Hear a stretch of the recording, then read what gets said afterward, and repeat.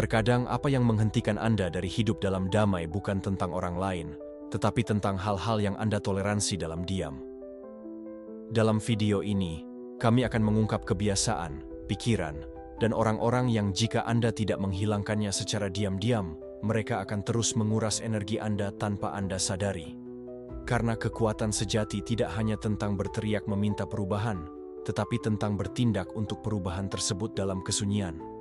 Berikan komentar di bawah tentang hal-hal yang Anda tahu seharusnya sudah Anda hilangkan dari hidup Anda untuk waktu yang lama.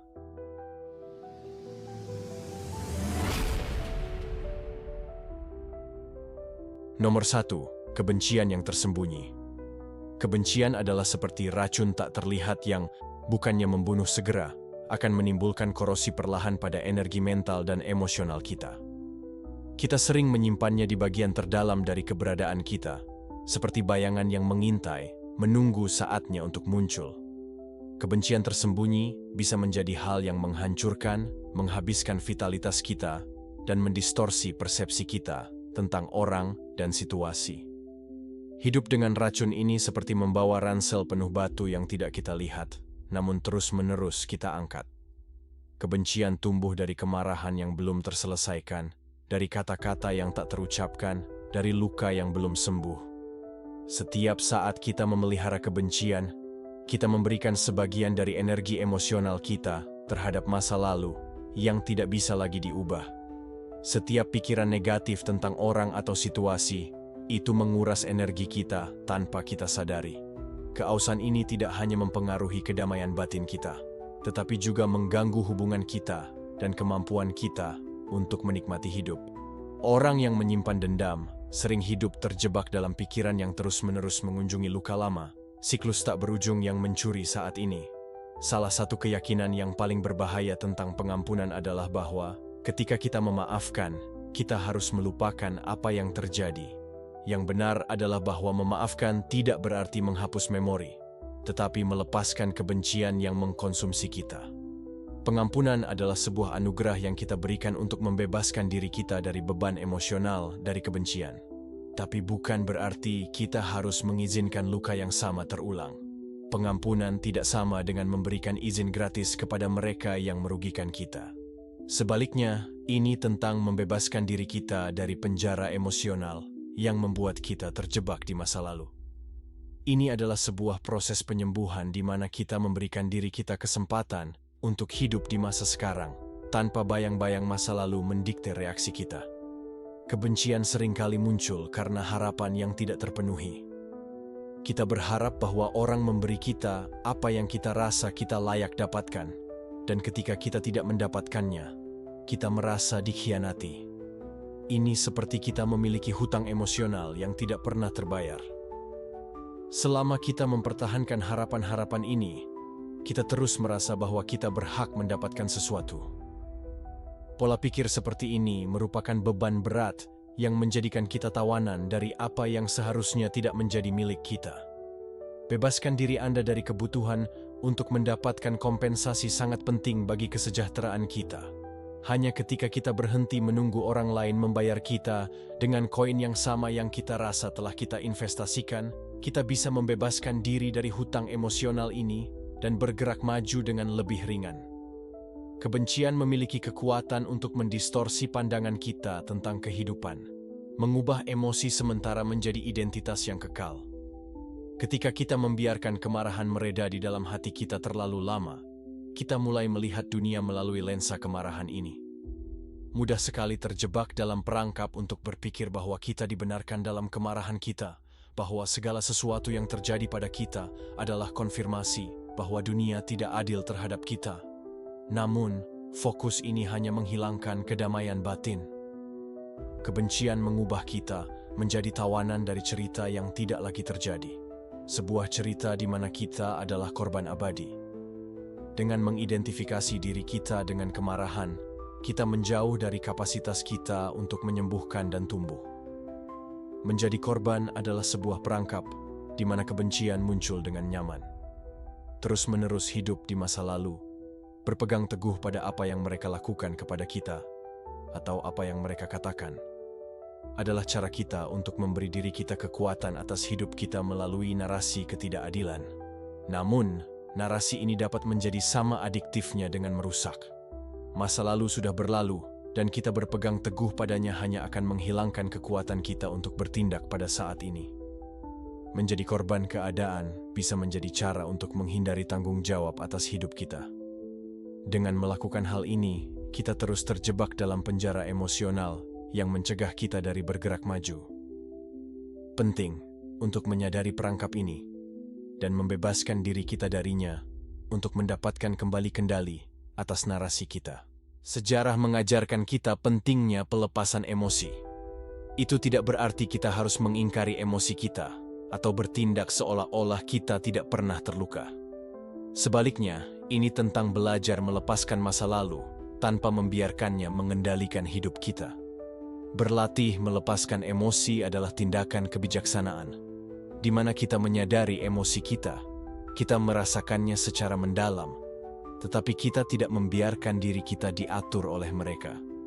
Keterpisahan dalam diri kita memungkinkan kita melihat situasi dengan jelas, tanpa distorsi emosi kita yang terlalu intens.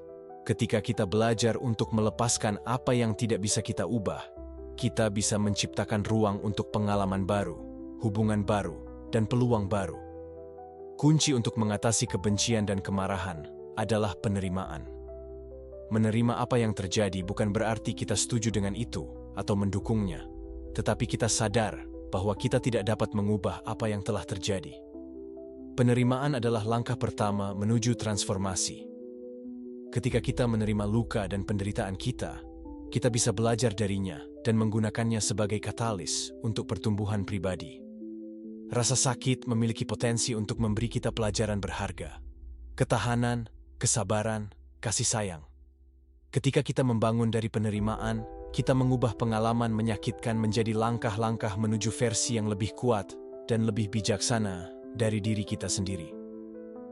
Kebencian yang tersembunyi menghabiskan kita tanpa henti, sehingga kita sering tidak menyadari kehadirannya. Membebaskan diri kita darinya adalah tindakan keberanian dan kebijaksanaan, salah satu yang memungkinkan kita untuk mengendalikan hidup kita dan hidup dengan damai di masa kini. Dengan belajar memaafkan, melepaskan masa lalu, dan menerima emosi kita menciptakan landasan yang kokoh untuk kehidupan yang lebih penuh dan bebas dari beban emosional yang tidak perlu. Kebencian adalah emosi yang bisa memiliki efek yang menghancurkan bagi tubuh. Ketika kita menyimpan dendam, sistem saraf kita memasuki keadaan waspada konstan, menghasilkan ketegangan otot kronis, terutama di leher, punggung, dan bahu. Ini dapat menyebabkan kontraktur, sakit kepala, dan kelelahan. Selain itu, kebencian dapat mempengaruhi sistem pencernaan, berkontribusi terhadap masalah seperti gastritis, tukak lambung, dan sindrom iritasi usus. Insomnia adalah efek umum lainnya dari kebencian yang masih ada. Pikiran tetap aktif dengan meninjau situasi menyakitkan, mencegah kita beristirahat. Hal ini juga telah dikaitkan dengan tekanan darah tinggi, karena tubuh memproduksi secara berlebihan kortisol dan adrenalin, yang membebani sistem kardiovaskular. Emosi yang tertekan bisa terwujud dalam penyakit psikosomatis, seperti nyeri kronis, masalah kulit, atau kelelahan ekstrem. Untuk menghindari efek-efek ini, penting untuk belajar melepaskan ketegangan fisik melalui teknik seperti bernapas sadar, meditasi, dan olahraga fisik. Ego memainkan peran yang mendasar dalam keberlangsungan kebencian. Kebutuhan untuk memiliki akal sehat dan kesombongan menghalangi kita untuk melepaskan dendam.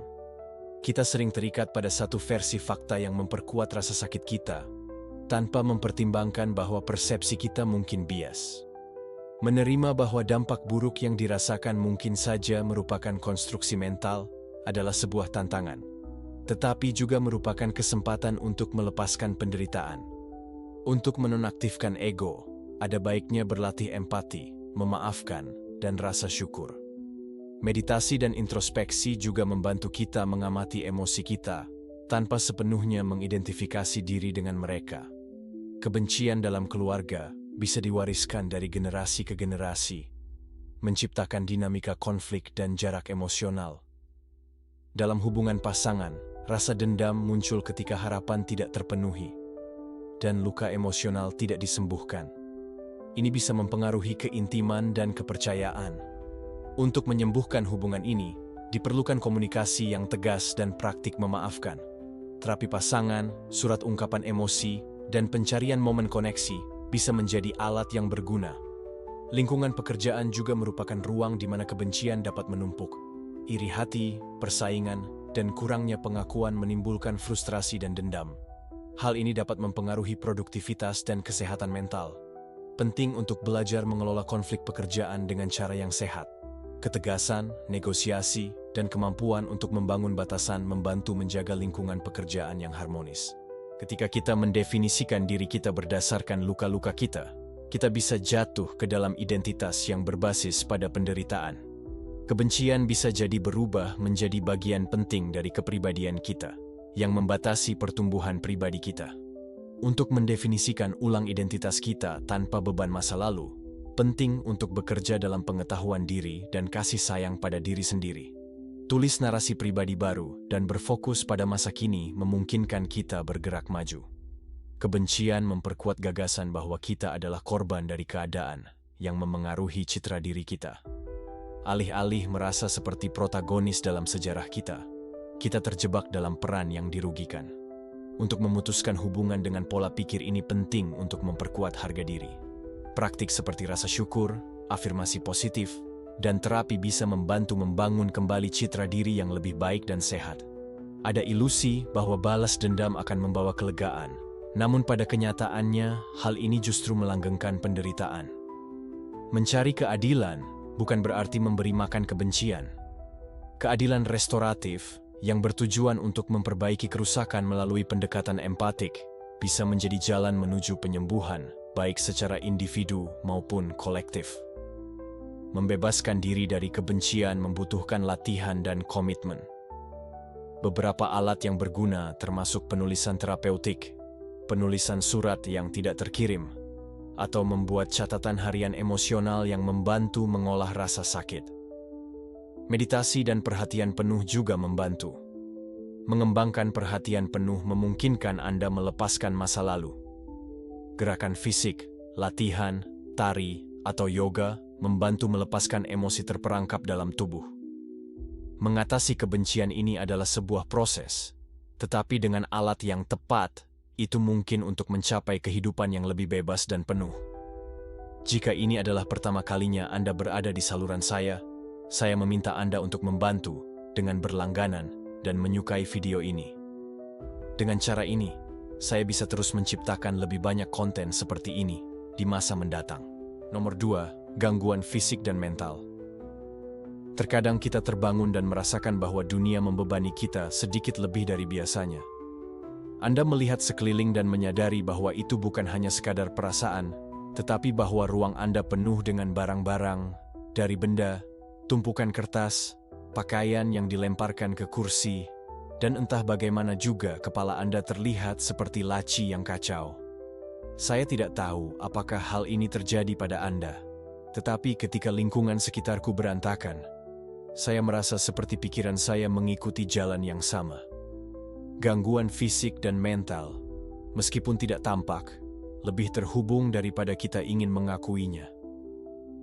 Ada sesuatu yang jauh di dalam kekacauan, di dalam ruang kita, yang secara langsung mempengaruhi kejernihan mental kita. Para sejarawan, misalnya, berbicara tentang pentingnya fokus pada hal yang penting, untuk menghilangkan yang tidak berguna. Jika Anda berhenti sejenak, kekacauan adalah kebalikan dari itu. Itu adalah semua hal yang tidak perlu yang mengganggu kita dan membuat kita keluar dari ketenangan. Penumpukan barang tidak hanya menghabiskan tempat fisik, tetapi juga mengonsumsi energi. Setiap objek yang tidak pada tempatnya, setiap kertas yang seharusnya sudah dibuang beberapa bulan yang lalu, semua ini bukan hanya sekadar materi terakumulasi, tetapi juga kebisingan. Kebisingan ini mengisi pikiran dengan tugas-tugas kecil yang tertunda, dengan kekhawatiran yang bahkan tidak Anda sadari. Anda tahu perasaan ingin memperbaiki sesuatu, tetapi tidak tahu harus mulai dari mana. Itu adalah penipuan. Ini bukan tentang mengatur seolah-olah harus melakukan semuanya sekaligus, tetapi untuk secara diam-diam menghilangkan apa yang tidak lagi melayani Anda. Langkah pertama sederhana. Amati, lihatlah sekeliling Anda dan tanyakan, apakah saya benar-benar membutuhkan semua ini? Jika Anda belum menggunakan sesuatu dalam waktu yang cukup lama, kemungkinan besar Anda tidak membutuhkannya lagi. Tetapi ini bukan hanya tentang materi. Gangguan mental bekerja dengan cara yang sama. Terkadang kita mengumpulkan pikiran, kekhawatiran, dan perasaan seperti seseorang yang menyimpan benda rusak, berpikir bahwa suatu hari nanti mereka akan berguna. Kenyataannya adalah bahwa menjaga semua ini tetap berat. Jadi, apa yang harus dilakukan? Hapus secara diam-diam, sedikit demi sedikit. Tidak perlu menjadikannya tontonan. Tidak perlu Anda berteriak ke dunia, biarkan saja. Lepaskan apa yang tidak melayani Anda, baik secara fisik maupun mental. Terkadang diam adalah tindakan pemberontakan di dunia yang tampaknya penuh dengan kebisingan. Jika ada orang dalam hidup Anda yang menimbulkan ketidaknyamanan, jika ada proyek yang sudah tidak memotivasi Anda, jika ada pikiran yang hanya menguras Anda, singkirkan mereka, tanpa drama, tanpa penjelasan, tanpa bertele-tele yang diperlukan. Biarkan mereka pergi.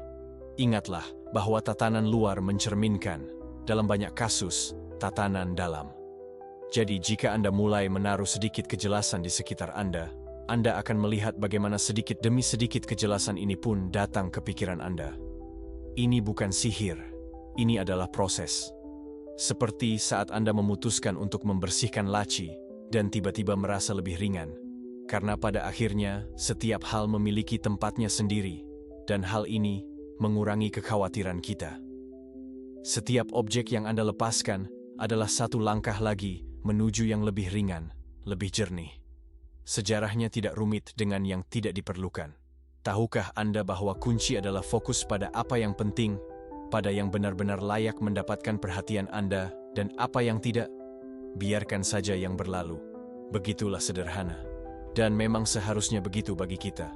Hidup di dunia yang penuh dengan kekacauan fisik dan mental itu, seperti berjalan di atas labirin jalan buntu. Tetapi, ketika Anda mulai menyingkirkan apa yang tidak Anda butuhkan, Anda menemukan bahwa pintu keluar selalu ada. Hanya saja Anda tidak bisa melihatnya. Jika Anda menginginkan perdamaian mental, mulailah dengan merapikan apa yang mengelilingi Anda. Lakukanlah ini tanpa tergesa-gesa, tanpa suara. Hilangkan secara diam-diam, tetapi dengan cara yang konstan, pikiran Anda akan berterima kasih. Seperti yang dikatakan Nelson Mandela, ketika kebisingan dibungkam, hal penting didengar lebih baik. Dalam kehidupan sehari-hari, lingkungan di sekitar kita memiliki pengaruh yang signifikan terhadap produktivitas dan kemampuan kita untuk membuat keputusan yang tepat. Ruang yang berantakan tidak hanya mempengaruhi efisiensi dalam pekerjaan atau kegiatan sehari-hari, tetapi juga berdampak langsung terhadap kejernihan mental dan kesejahteraan emosional kita. Meskipun banyak orang menganggap bahwa gangguan hanyalah masalah estetika, kenyataannya adalah bahwa hal itu memiliki implikasi yang mendalam dalam pikiran dan perilaku kita. Kekacauan visual bisa menjadi gangguan konstan, karena setiap objek yang tidak pada tempatnya mewakili sebuah gangguan kecil pada perhatian kita. Ketika pikiran kita merasakan lingkungan yang kacau, kita menghabiskan sumber daya kognitif untuk memprosesnya, yang mengurangi kemampuan untuk fokus pada tugas prioritas. Kurangnya ketertiban juga membuat sulit untuk menemukan elemen yang diperlukan untuk bekerja, meningkatkan frustrasi dan membuang-buang waktu. Penelitian dalam ilmu saraf telah menunjukkan bahwa gangguan tersebut menghasilkan beban kognitif tambahan. Sebuah studi di Universitas Princeton mengungkapkan bahwa lingkungan yang tidak terorganisir mengganggu kemampuan otak untuk memproses informasi dan mengurangi fokus. Studi lain dari Universitas California di Los Angeles menemukan bahwa rumah-rumah yang berantakan meningkatkan tingkat kortisol, hormon stres dalam tubuh penduduk. Gangguan bisa jadi merupakan refleksi dari pikiran yang gelisah. Ketika orang mengalami tingkat stres yang tinggi, mereka dapat mengabaikan organisasi ruang mereka, menciptakan sebuah siklus di mana kekacauan melanggengkan kecemasan. Lingkungan yang dipenuhi dengan objek dan elemen yang tidak pada tempatnya meningkatkan perasaan kurang kontrol, menghasilkan keadaan ketegangan yang konstan. Mengadopsi pendekatan minimalis membantu mengurangi stres, dengan mengurangi jumlah elemen yang membutuhkan perhatian. Tindakan untuk mengatur dan menyederhanakan ruang dapat bersifat terapeutik, karena memberikan perasaan pencapaian dan kendali atas lingkungan. Menjaga ruang tetap kosong mendorong kejernihan dan ketenangan mental emosional. Gangguan bukan hanya tentang akumulasi fisik, tetapi juga keterikatan emosional terhadap berbagai hal. Banyak orang menyimpan benda-benda yang tidak diperlukan untuk alasan sentimental, seperti kenangan pengalaman masa lalu, atau ketakutan untuk melepaskan sesuatu yang mungkin berguna di masa mendatang. Ketakutan akan kelangkaan dan kebutuhan akan keamanan dapat menuntun kita untuk mengumpulkan objek. Tren ini mungkin diwariskan dari generasi sebelumnya, atau diperkuat oleh konsumerisme modern, yang mempromosikan perolehan barang secara terus-menerus. Seringkali, keterikatan terhadap objek merefleksikan keamanan internal. Mengikat diri kita pada hal-hal material dapat menjadi cara untuk menghindari menghadapi perubahan atau melepaskan momen-momen masa lalu. Stoicisme bertujuan untuk memusatkan pada hakikat dan memahami bahwa kebahagiaan tidak bergantung pada akumulasi barang. Untuk berlatih bersyukur atas apa yang sudah Anda miliki dan mempertanyakan kegunaan sebenarnya dari objek membantu mengurangi kebutuhan untuk mengumpulkan. Nomor 3, pikiran negatif. Terkadang saya bertanya-tanya, apakah Anda pernah memperhatikan bagaimana pikiran negatif bisa menyusup ke pikiran Anda tanpa banyak suara, seakan-akan itu tidak penting. Dan tiba-tiba, tanpa Anda sadari, mereka bertanggung jawab atas segala hal yang Anda lakukan. Mereka seperti tetangga yang mengunjungi Anda tanpa peringatan dan kemudian tidak pergi. Yang terburuk dari semuanya adalah Anda sering menyerahkan kuncinya kepada mereka, bukan karena ingin, tetapi karena mereka meyakinkan Anda bahwa kehadiran mereka tak dapat dielakkan, bagian dari kehidupan Anda sehari-hari. Tapi bagaimana jika saya memberitahu Anda bahwa Anda dapat mengganti kuncinya? Mari kita perjelas, pikiran-pikiran ini bukanlah lebih dari sekadar pola yang merusak yang akhirnya membentuk tindakan kita. Dan tidak tentu saja dengan cara terbaik. Apakah Anda pernah mendapati diri Anda berpikir seperti ini? Mengapa semuanya serba salah untukku? Atau, mengapa saya tidak pernah mendapatkannya? Ketika pola pikir seperti ini terus berulang, Anda akhirnya mempercayainya. Dan apa yang Anda percayai, Anda berakhir dengan melakukannya. Ini seperti menanam pohon yang diracuni, dan kemudian bertanya-tanya mengapa buahnya tidak dapat dimakan. Hal yang aneh adalah bahwa pikiran-pikiran negatif ini belum tentu mencerminkan kenyataan, tetapi mereka tampak nyata seperti tanah yang Anda pijak. Disinilah filsafat stoicisme dengan brutalnya kesederhanaan memberikan pencerahan. Anda tidak dapat mengendalikan apa yang terjadi pada Anda, tetapi Anda dapat mengontrol bagaimana Anda merespons. Ini adalah sesuatu yang tampaknya sangat sederhana, tetapi seringkali luput dari perhatian kita. Anda membiarkan pola-pola mental ini mendikte emosi dan tindakan Anda ketika kebebasan sejati adalah mengambil kendali atas tanggapan Anda. Tetapi tentu saja, itu tidak bisa berubah dalam semalam. Kunci pertama adalah diam. Ya, Anda tidak salah baca. Hilangkan pikiran yang tidak perlu ini secara diam-diam, tanpa menjadikannya tontonan untuk mencoba menjauhkan mereka dari hidup Anda. Ini hanya masalah mengenali kapan pikiran negatif muncul, mengidentifikasi, dan melanjutkan tanpa memberinya makan. Karena semakin banyak perhatian yang Anda berikan, semakin banyak kekuatan yang Anda berikan. Ini seperti lalat di dalam ruangan. Jika Anda terobsesi untuk menangkapnya, Anda tidak melakukan apapun kecuali mengacaukan segalanya. Mengapa tidak lebih baik untuk mengabaikannya sampai Anda bosan melihatnya terbang? Teknik lainnya yang kuat adalah mempertanyakan pikiran ini. Setiap kali pikiran yang merusak menyerang Anda, tanyakan pada diri Anda, benarkah ini? Apakah semuanya benar-benar seperti ini? Apa yang salah dengan saya? Atau itu hanya persepsi yang berlebihan? Seringkali Anda akan menyadari bahwa itu adalah ide-ide yang dibesar-besarkan dan tidak memiliki dasar nyata. Dan jika mereka memiliki sesuatu yang nyata, setidaknya Anda bisa mulai berpikir tentang solusi daripada memberontak terhadap masalah tersebut. Dan terakhir, ada pelepasan. Saya tidak berbicara tentang Anda berubah menjadi seorang biksu di atas gunung, tetapi lebih kepada mengambil jarak emosional dari apa yang Anda pikirkan. Pikiran Anda bukanlah Anda, dan bukan karena ada sesuatu yang terlintas di kepala Anda harus tetap tinggal di sana. Ini membutuhkan latihan, tetapi sedikit demi sedikit, Anda akan belajar melihat mereka sebagaimana adanya. Awan yang lewat di langit yang selalu ada di latar belakang. Pikiran negatif itu seperti hal-hal kecil yang harus Anda hilangkan secara diam-diam dari kehidupan Anda. Tidak butuh keributan besar.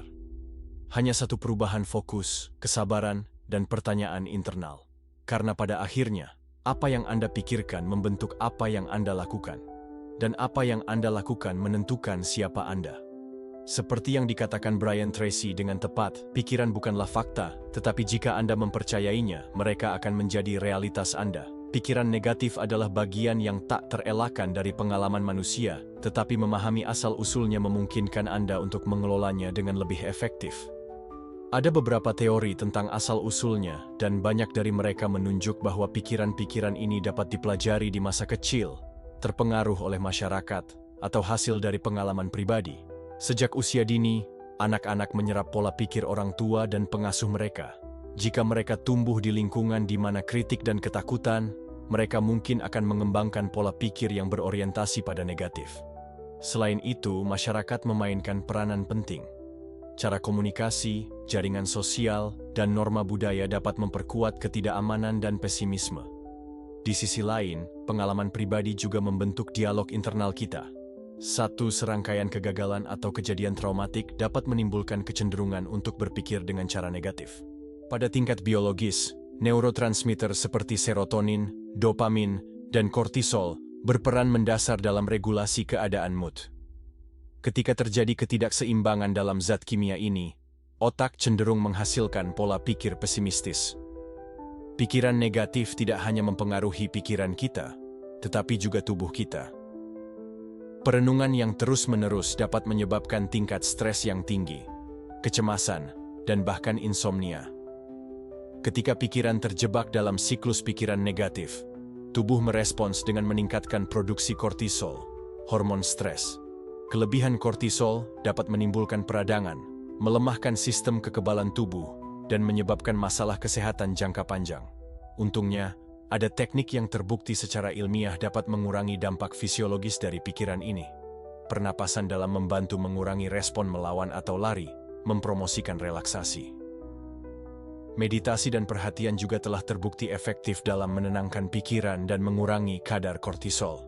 Strategi lainnya termasuk praktik olahraga teratur, yang membantu menyeimbangkan neurotransmitter dan meningkatkan suasana hati. Satu pola pikir negatif tidak hanya mempengaruhi kita secara individu, tetapi juga mempengaruhi hubungan interpersonal kita. Ramalan yang terpenuhi dengan sendirinya adalah fenomena psikologis di mana keyakinan kita mempengaruhi tindakan kita dan, dalam konsekuensinya, hasil yang kita peroleh. Jika kita percaya bahwa orang-orang akan menolak kita, kita mungkin akan bertindak dengan cara yang jauh, yang dapat menyebabkan orang lain benar-benar menjauh. Selain itu, pesimisme dapat menimbulkan konflik yang tidak perlu, karena mentalitas negatif membuat kita lebih mungkin untuk menafsirkan tindakan orang lain dengan cara yang bermusuhan atau kritis. Untuk menghindari bahwa pikiran negatif merugikan hubungan kita, adalah hal yang mendasar untuk melatih empati, meningkatkan komunikasi, dan belajar untuk menantang keyakinan yang membatasi kita. Sepanjang sejarah, para pemikir hebat dan para pemimpin menghadapi strategi pemikiran negatif dan berkembang untuk mengatasinya. Marcus Aurelius, Kaisar Romawi dan filsuf sejarah, percaya pada pentingnya menerima kenyataan sebagaimana adanya dan memfokuskan pikiran pada apa yang berada di bawah kendali kita. Viktor Frankl, penyintas Holocaust, dan penulis buku Man's Search for Meaning, menunjukkan bahwa bahkan dalam keadaan yang paling sulit sekalipun, perspektif dan rasa tujuan dapat membuat perbedaan. Contoh-contoh ini mengajarkan kita bahwa kesulitan tidak menentukan kebahagiaan kita, tetapi cara kita menafsirkan peristiwa dan cara kita memilih untuk menanggapinya. Kata-kata yang kita gunakan dapat memperkuat pola proses mental negatif tanpa kita sadari. Ekspresi seperti "saya tidak bisa" atau "selalu hal terburuk terjadi pada saya" menciptakan mentalitas putus asa dan pembatasan diri. Mengulang kalimat kita adalah teknik yang efektif untuk mengubah perspektif. Misalnya, Daripada mengatakan, "Saya tidak bisa melakukannya," kita bisa mengatakan, "Saya masih belajar cara melakukan hal ini." Perubahan dalam bahasa dapat menghasilkan dampak positif pada cara kita berpikir. Untuk mengurangi dampak pikiran negatif, ada baiknya untuk mempraktikkan latihan khusus yang melatih pikiran. Penulisan terapeutik memungkinkan kita mengidentifikasi dan menantang pikiran yang merusak saat mencetaknya di kertas dan menganalisisnya dari sudut pandang yang lebih objektif. Visualisasi positif, di sisi lain, membantu kita melatih otak untuk fokus pada solusi dan peluang, bukan hambatan. Akhirnya, praktik bersyukur setiap hari memperkuat pola pikir yang lebih optimis dan seimbang. Menjadi korban adalah sebuah jebakan mental yang membuat kita terus-menerus mengeluh dan merasa tidak berdaya. Meskipun mengakui masalah itu penting, tetap stagnan di dalamnya tidak membantu. Perbedaan antara pola pikir berkembang dan pola pikir tetap sangatlah penting. Ketika pola pikir tetap melihat kegagalan sebagai bukti ketidakmampuan, mentalitas pertumbuhan menganggap mereka sebagai kesempatan untuk belajar. Strategi yang efektif untuk keluar dari pola korban adalah mengubah cara kita merumuskan pertanyaan kita. Alih-alih bertanya pada diri sendiri, "Mengapa hal ini terjadi padaku?" Swing. Kita beralih untuk bertanya pada diri sendiri, "Apa yang dapat saya pelajari dari ini?"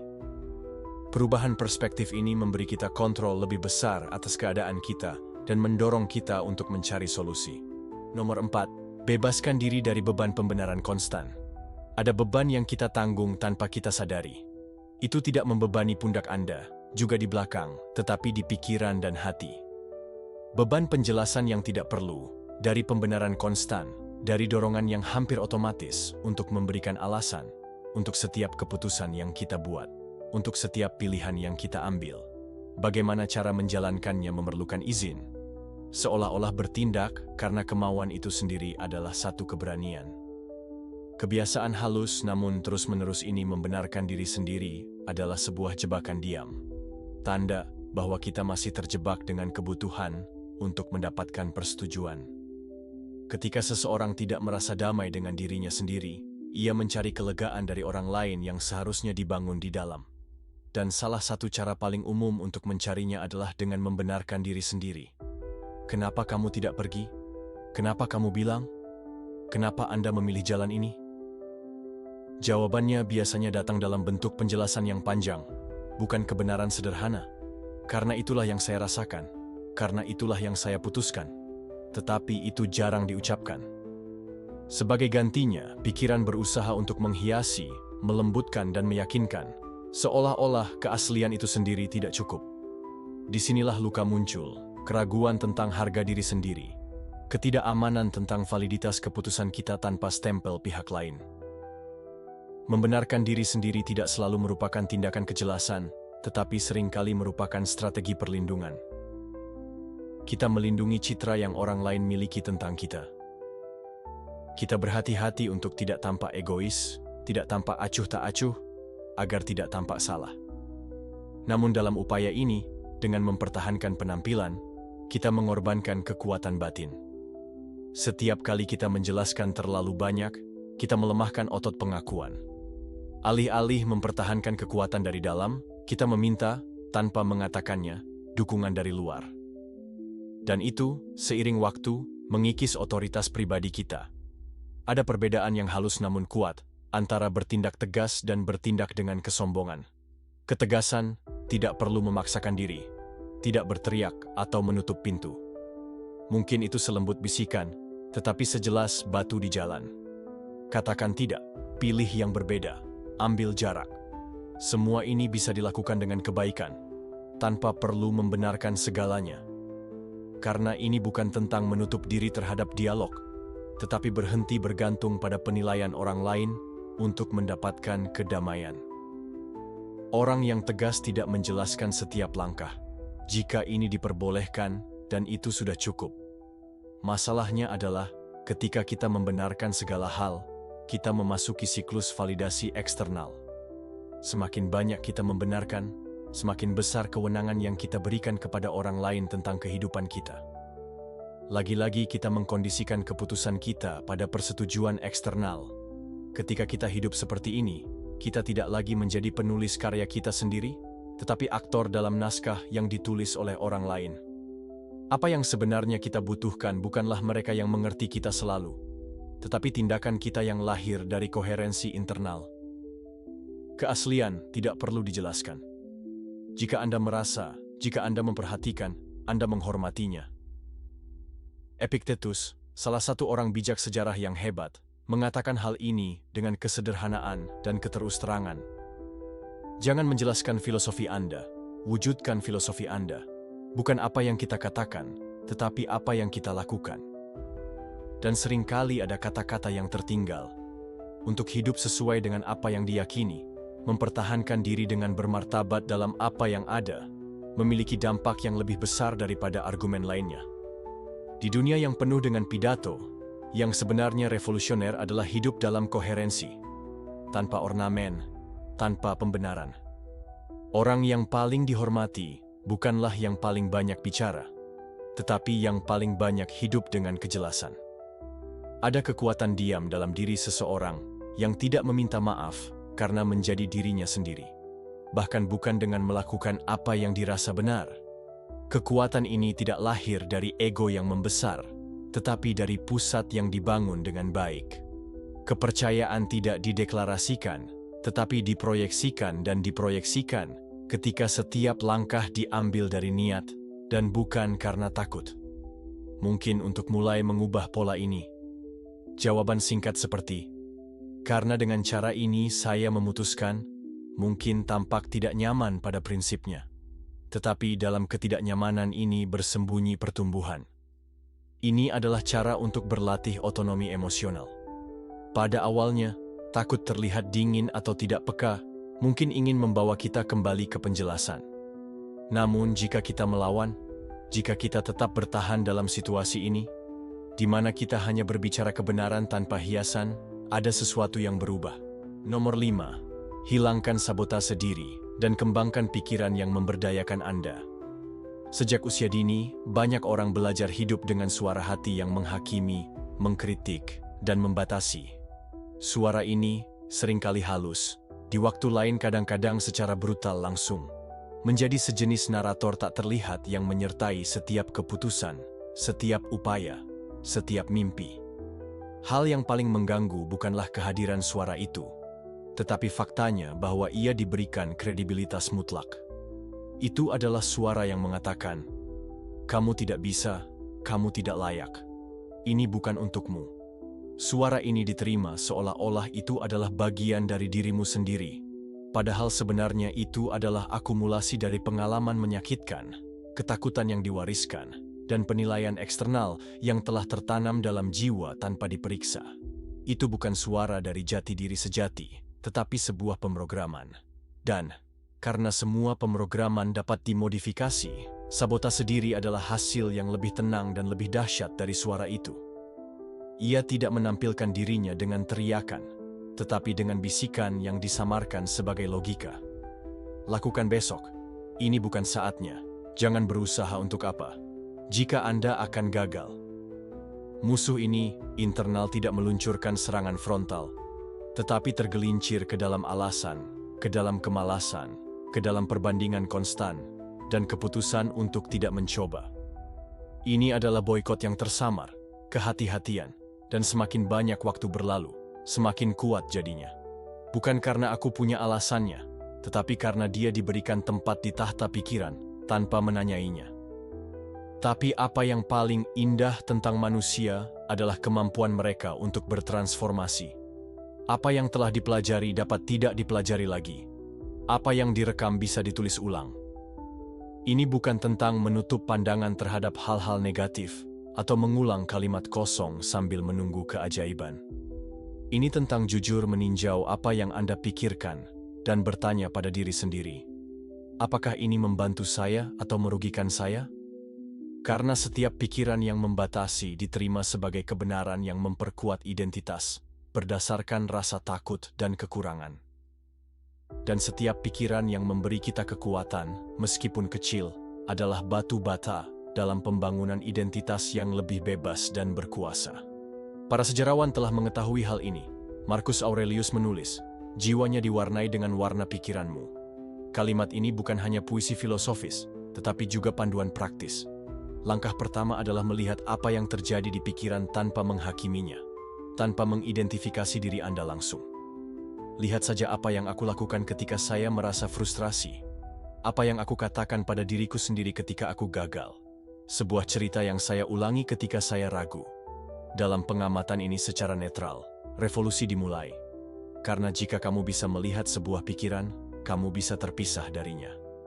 Dan jika kamu bisa terpisah, kamu dapat memilih. Jangan mencoba melawan pikiran, tetapi belajar berdialog dengan mereka dari kasih sayang. Ini bukan hanya sebuah kegagalan, tetapi saya belajar, dan setiap langkah itu penting. Tidak, saya tidak akan pernah bisa, tetapi saya bisa terus maju meskipun kamu takut. Ini bukan tentang berbohong pada dirimu, tetapi berbicara denganmu seperti kamu berbicara dengan seseorang yang benar-benar kamu cintai. Berapa kali kamu lebih sabar terhadap orang lain dibandingkan dengan dirimu sendiri? Berapa kali Anda memaafkan orang lain sebelum memaafkan diri sendiri? Waktunya untuk memberikan dirimu perlakuan yang sama yang Anda berikan kepada siapapun yang Anda hargai.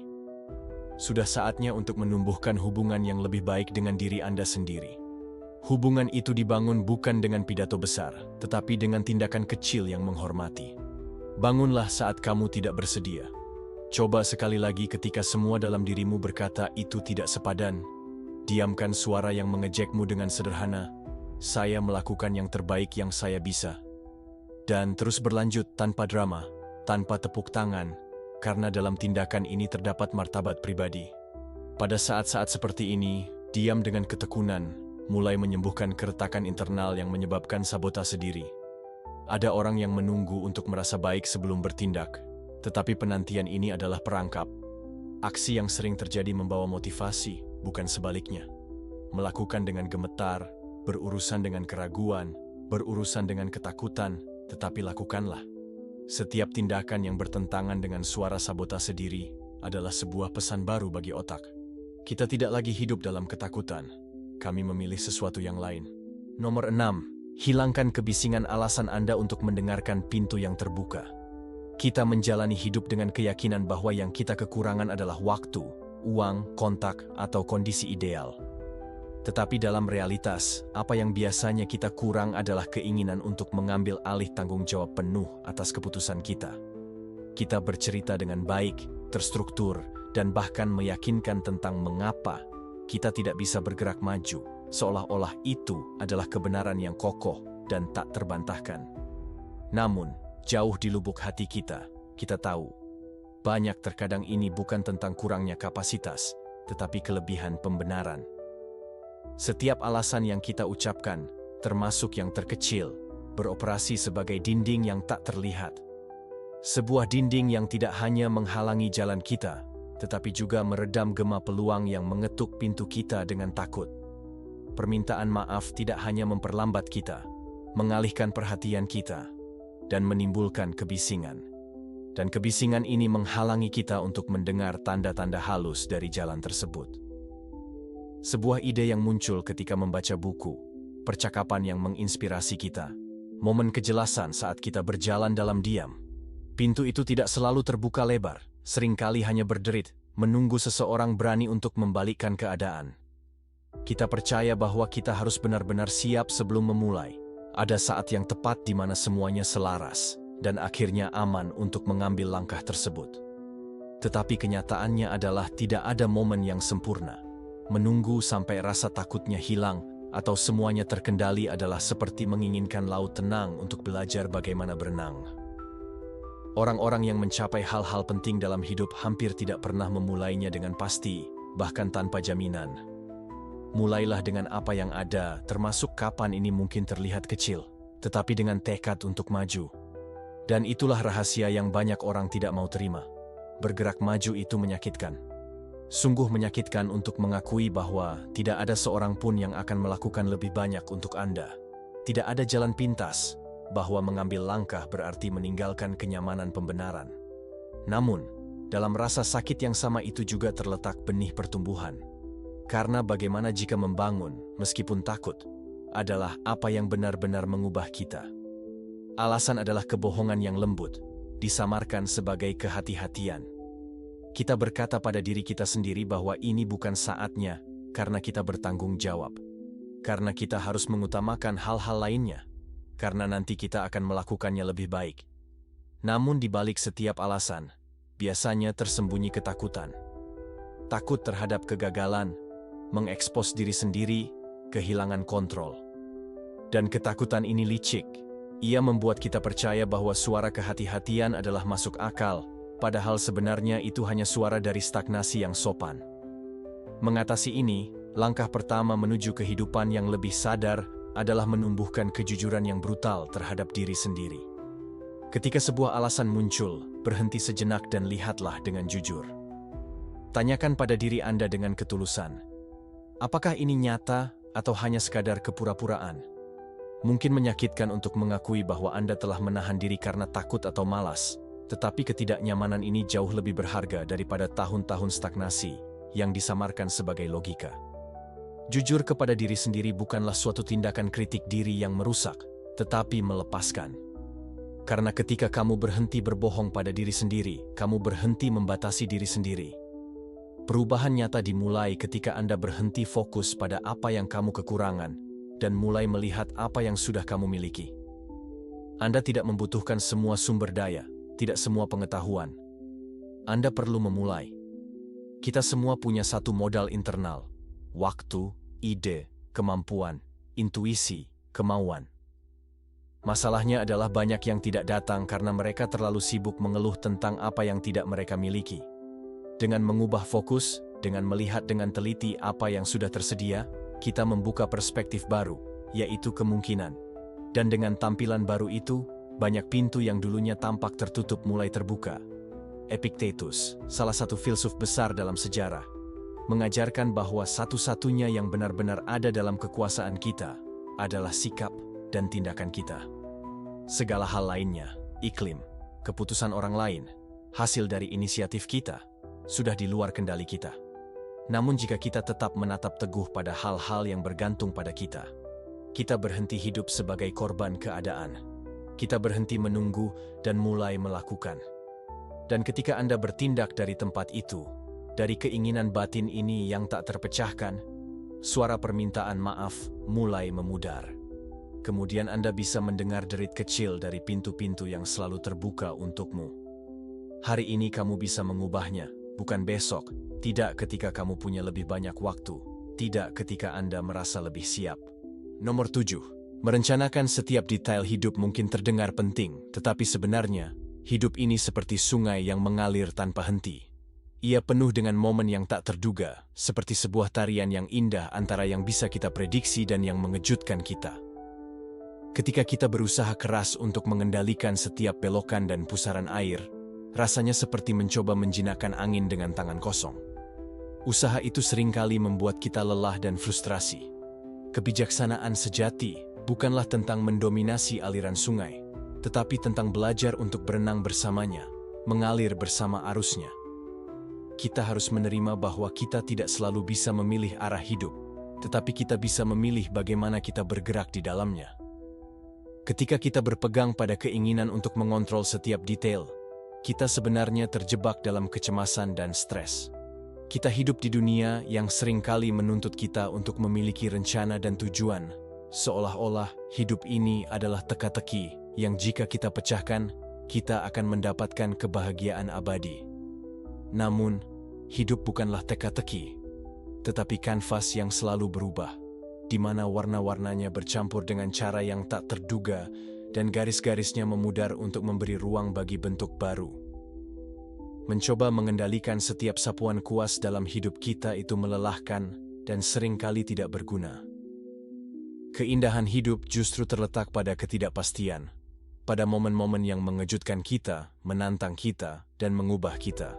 Stoicisme, sebuah filsafat kuno yang sangat bijaksana, memberikan kita panduan untuk menavigasi lautan ketidakpastian ini. Sejarah mengajarkan kita bahwa bukan hanya peristiwa di luar diri kita yang mengganggu, tetapi juga cara kita memandangnya. Epictetus, seorang filsuf yang sangat bijak, mengingatkan kita bahwa ada hal-hal yang berada di bawah kendali kita dan ada pula yang tidak. dan kedamaian batin kita bergantung pada kemampuan kita untuk membedakan keduanya. Kita tidak bisa mengontrol cuaca, tetapi kita bisa memilih apakah kita akan keluar dengan payung atau sekadar menikmati hujan yang menyentuh kulit kita. Kita tidak bisa mengendalikan apa yang orang lain katakan atau lakukan, tetapi kita bisa memilih bagaimana kita bereaksi terhadapnya. Ini adalah perbedaan yang sangat penting. Ketika kita fokus pada hal-hal yang bisa kita kendalikan, sikap kita, pikiran kita, reaksi kita membebaskan diri dari beban mencoba menguasai hal-hal yang tidak bisa kita kendalikan. Berpegang pada rencana yang kaku dan harapan yang tidak fleksibel itu seperti mencoba memegang air di tangan kita. Semakin keras kita mencengkeram, semakin banyak yang mengalir. Fleksibilitas memungkinkan kita untuk beradaptasi, mengalir dengan perubahan, dan menemukan solusi di tempat yang sebelumnya kita anggap sebagai hambatan. Ketika kita terobsesi dengan masa depan, kita sering kali kehilangan pandangan terhadap apa yang terjadi saat ini. Dan disinilah hidup benar-benar terjadi, di mana kita bisa menikmati setiap momen, setiap napas, setiap detak jantung kita. Marcus Aurelius, sang kaisar filsuf, mendorong kita untuk tidak menyia-nyiakan waktu dengan khawatir tentang hal-hal yang di luar kendali kita. Ia mengajak kita untuk fokus pada apa yang bisa kita lakukan saat ini, bagaimana kita bisa hidup dengan kebajikan dan ketenangan, terlepas dari keadaan yang ada. Menerima hal-hal yang tidak bisa kita ubah bukanlah tanda menyerah, tetapi justru sebuah tindakan pembebasan. Ini seperti melepaskan beban yang tidak kita sadari kita pikul. Ketika kita melawan hal-hal yang tak terhindarkan, kita sebenarnya menemukan kedamaian batin yang tidak bisa kita temukan saat mengandalkan keadaan eksternal. Penerimaan bukan berarti kita pasif. Sebaliknya, itu adalah bentuk pemberdayaan. Ini memungkinkan kita untuk fokus pada apa yang benar-benar penting, apa yang bisa kita lakukan untuk meningkatkan hidup kita dan orang lain, tanpa terjebak dalam kekhawatiran yang tidak berguna. Ketangguhan emosional adalah salah satu buah dari sikap ini.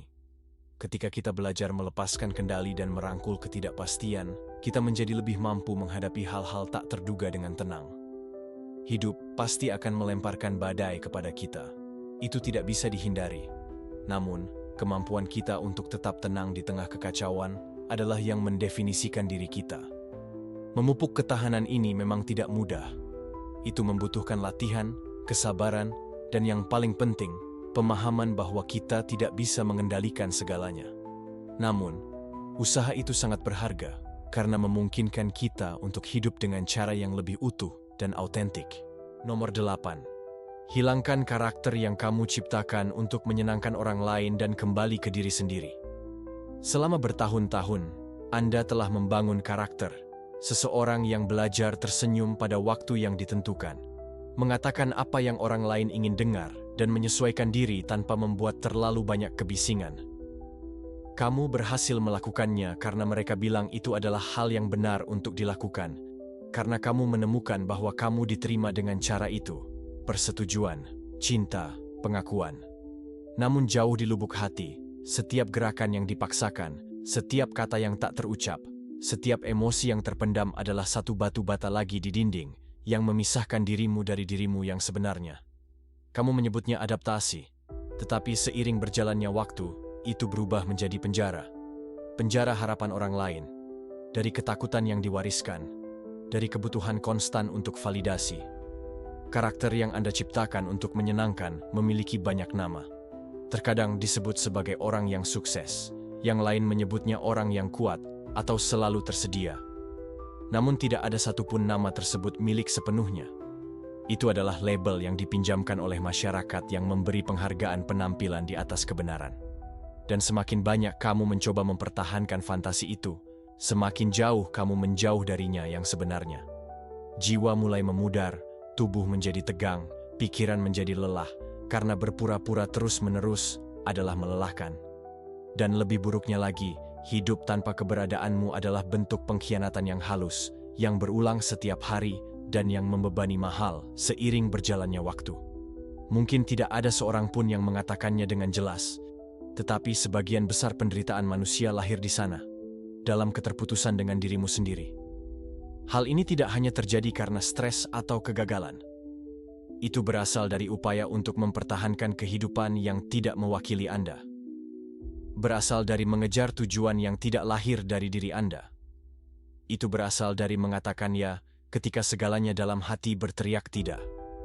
Sejak kita masih kecil, mereka mengajarkan bahwa menyenangkan itu lebih penting daripada menjadi diri sendiri, yang dengan senang hati lebih berharga daripada perasaan. Mereka mendidik kita untuk diterima, tidak untuk menjadi autentik. Kami diberitahu bagaimana kami seharusnya berpakaian, berpikir, mencintai, berbicara, bertindak. Dan jadi, perlahan kami mengemas esensi kita dalam kotak tertutup karena takut penolakan. Tapi ada saatnya, jika Anda beruntung, di mana kekosongan itu menjadi tak tertahankan, di mana fantasi sudah tidak cocok, di mana senyum otomatis mulai terasa sakit, dan kemudian muncullah pertanyaan yang mengubah segalanya. Ini yang aku inginkan, atau aku baru saja belajar untuk menginginkannya. Mengapa ada orang lain yang mengharapkan hal ini dariku? Pertanyaan yang tampaknya sederhana ini adalah pintu, celah pada baju besi, undangan untuk kembali ke rumah. Kembali kepada diri sendiri tidak membutuhkan gerakan dramatis, atau meninggalkan semuanya sekaligus. Itu bukan sebuah revolusi yang berisik, tetapi kembali diam. Rekonsiliasi dengan suara sendiri. Dimulai dari yang kecil. Untuk mengatakan tidak tanpa rasa bersalah. Untuk mengatakan ya dengan kebenaran.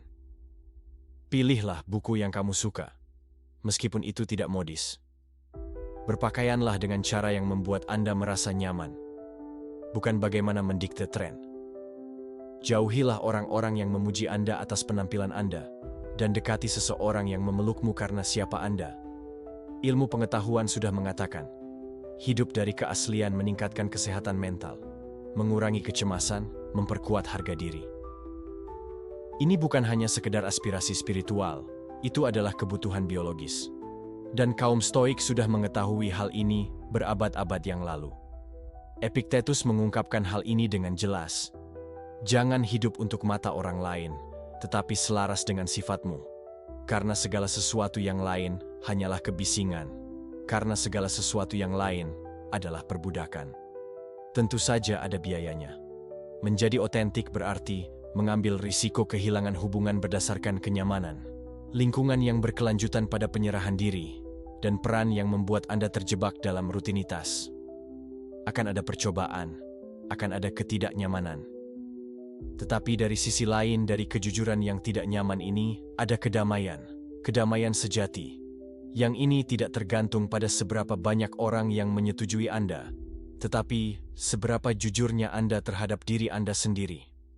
Jadi hari ini, dengan keberanian, mulailah menghancurkan karakter yang kamu ciptakan untuk menyenangkan orang lain. Bersyukurlah atas apa yang memungkinkan Anda belajar, tetapi Anda tidak membutuhkannya lagi. Kembali ke kamu, keheninganmu, keanehanmu, gairahmu yang terlupakan, intuisi Anda. Kembali ke anak yang kamu ada sebelum kamu belajar berpura-pura, versi mentah, tetapi jujur ini. Karena dunia tidak membutuhkan lebih banyak salinan, tetapi orang-orang yang nyata. Nomor 9, perbandingan tidak perlu. Seringkali, kita bertanya-tanya mengapa kita merasa perlu membandingkan diri dengan orang lain. Semua orang melakukannya, tetapi apakah itu ada manfaatnya? Membandingkan diri seperti mengikuti perlombaan di mana orang lain tidak tahu mereka berlari. Dan yang lebih buruk, mungkin mereka tidak peduli. Kita fokus pada kemajuan orang lain, bukan kemajuan diri sendiri. Ini seperti ingin menang dalam kontes menyanyi dengan suara orang lain, sangat tidak masuk akal. Kamu memiliki melodi dan ritme sendiri, tetapi tetap ingin mengikuti apa yang dilakukan orang lain. Kebiasaan ini mungkin terlihat tidak berbahaya, tetapi dapat merusak harga diri kita. Suatu hari, kamu bisa merasa tidak cukup baik, tidak cukup cepat, atau tidak cukup apapun. Semua ini karena kamu terlalu sibuk melihat orang lain, bukan fokus pada dirimu sendiri. Hidup bukanlah tentang berlari cepat, lebih seperti menyeberangi perahu. Kamu yang menentukan arah, pemberhentian, dan kecepatan. Jika kamu terus melihat perahu orang lain, kamu hanya akan mengalihkan arah perahu sendiri. Ironisnya, mungkin orang yang kamu lihat juga melakukan hal yang sama. Semua orang saling memandang, tetapi tidak ada yang benar-benar memperhatikan jalannya sendiri. Satu saran, berhentilah membandingkan dirimu secara diam-diam. Buanglah kebiasaan ini dari hidupmu tanpa perlu mengumumkannya. Seperti membuang kaos lama yang tidak lagi kamu pakai. Tidak ada yang perlu tahu, tetapi kamu akan merasakan perubahannya. Karena membandingkan diri dengan orang lain tidak hanya sia-sia, tetapi juga pengkhianatan pada diri sendiri. Itu memberitahu dirimu bahwa kamu tidak cukup baik dan perlu menjadi orang lain untuk memiliki nilai. Namun, jika kamu berpikir sejenak, itu tidak logis. Sejarawan mengatakan, satu-satunya perbandingan yang valid adalah dengan dirimu sendiri, siapa kamu kemarin. Jadi, apa yang harus kamu lakukan ketika suara kecil di dalam dirimu mulai membandingkan? Jangan hanya membungkamnya, karena itu hanya akan membuatnya berteriak lebih keras. Dengarkan apa yang dikatakannya, tetapi tanyakan pada dirimu sendiri. Mengapa kamu membandingkan dirimu dengan orang ini? Apa yang membuatmu merasa lebih rendah? Ingat semua yang telah kamu capai dengan caramu sendiri. Luangkan waktu untuk menghargai pencapaian kecilmu. Kamu akan terkejut betapa mudahnya melupakan semua yang telah kamu capai saat terus mencari validasi dari orang lain. Latihan rasa syukur juga sangat membantu. Ya, terdengar klise, tetapi itu benar. Syukuri apa yang kamu miliki, apa yang telah kamu capai, siapa dirimu. Saat kamu fokus pada apa yang ada padamu, bukan pada apa yang kamu kurang atau apa yang dimiliki orang lain, segalanya berubah. Beban perbandingan mulai menghilang, dan kamu menyadari bahwa satu-satunya jalan yang penting adalah jalanmu sendiri. Hidup ini terlalu singkat untuk menghabiskan waktu berkompetisi dalam perlombaan yang tidak nyata dengan orang lain. Membandingkan diri hanya akan mengalihkan perhatianmu dari hal-hal yang benar-benar penting. Jalani hidupmu dengan aturannya sendiri. Percayalah, ketika kamu mulai melakukan ini, kamu akan merasakan kebebasan. Aku ingin meninggalkan satu pemikiran yang sangat membantuku di masa-masa sulit.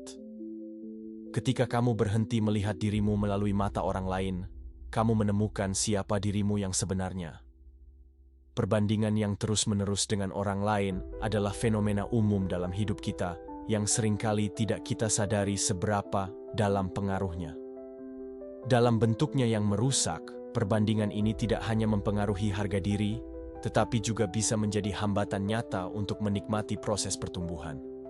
Dengan terus-menerus memperhatikan apa yang orang lain lakukan, kita lupa untuk mengenali dan menghargai kemajuan kita sendiri. Siklus perbandingan ini memberi makan kebutuhan, kita akan validasi eksternal. Sangat mudah terjebak dalam ilusi bahwa harga diri kita ditentukan oleh kesuksesan orang lain. Akan selalu ada seseorang yang tampak lebih maju. Namun, ketika kita melakukannya, kita kehilangan pandangan terhadap hal yang mendasar. Setiap orang memiliki jalan, waktu, dan tantangan masing-masing. Membandingkan diri kita dengan orang lain hanya menciptakan frustrasi dan perasaan tidak mampu yang salah. Nomor 10.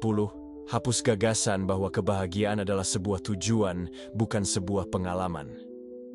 Selama bertahun-tahun, kita telah diajarkan untuk mengejar kebahagiaan seolah-olah itu adalah stasiun terakhir yang suatu hari nanti akan kita capai setelah menempuh perjalanan panjang untuk memenuhi daftar tujuan, menyelesaikan studi, menemukan pasangan yang cocok, membeli rumah, mendapatkan pekerjaan impian, memperoleh penghasilan yang cukup, memiliki anak, berkeliling dunia, dan seterusnya tanpa akhir.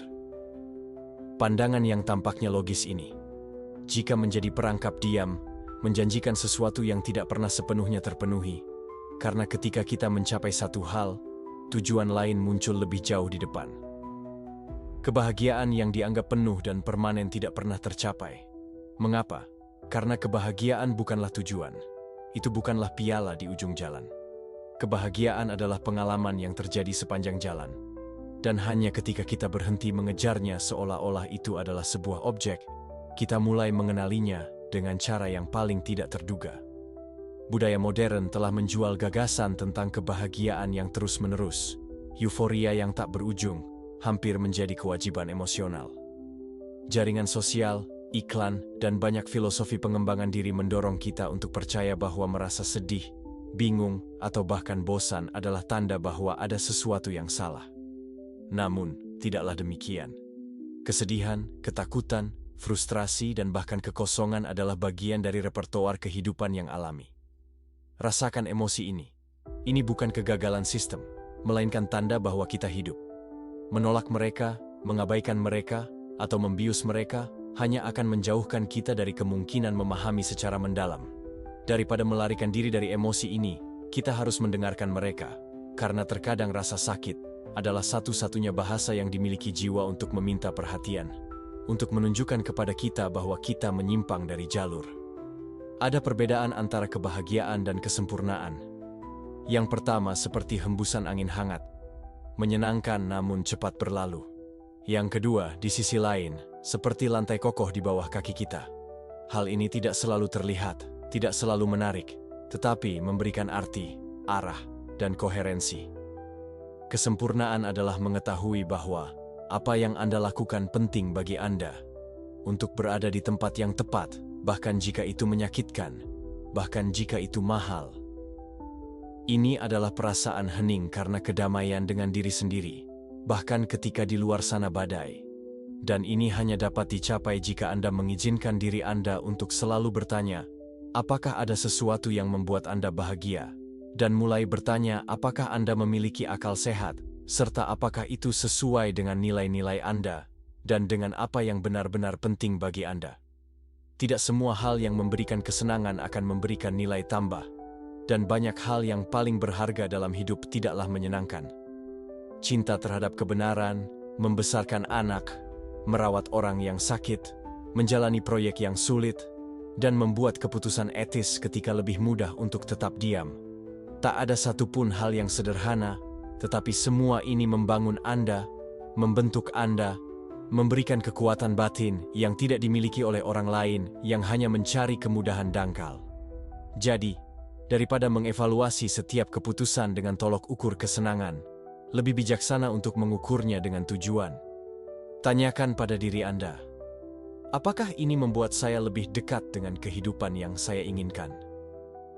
Itu adalah pertanyaan yang jauh lebih dapat diandalkan daripada menanyakan pada diri sendiri, apakah ini membuat saya bahagia sekarang? Disiplin, pengorbanan, dan kesabaran adalah kata-kata yang cenderung menakutkan karena mereka berhubungan dengan kesulitan, tetapi dalam realitas, mereka adalah bahan mentah dari hidup yang bermakna. Karena hanya ketika kita mampu memilih hal yang sulit untuk sesuatu yang lebih besar dari kesenangan langsung, kita mulai membentuk eksistensi yang solid, mendalam, dan autentik.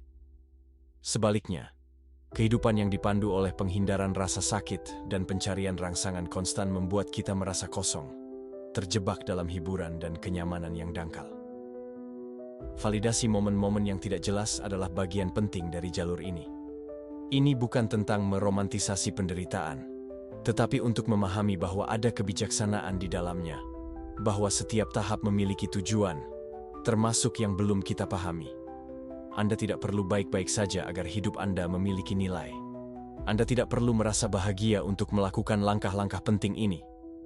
Terkadang cukup dengan hadir tanpa menyerah, berprestasi sambil berjalan. Nomor 11. Penyangkalan terhadap ketidakkekalan. Tidak ada yang tetap statis, bahkan untuk sesaat.